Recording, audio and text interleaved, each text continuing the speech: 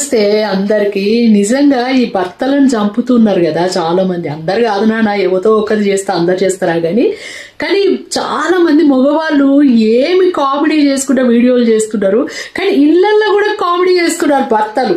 ఒక అమ్మాయి మెసేజ్ పెట్టింది, ఇట్లనే టిఫిన్ తీసుకొని పోయి హస్బెండ్కి ఇస్తానట, నువ్వు తిన్నాక నేను తింటా అన్నాడట.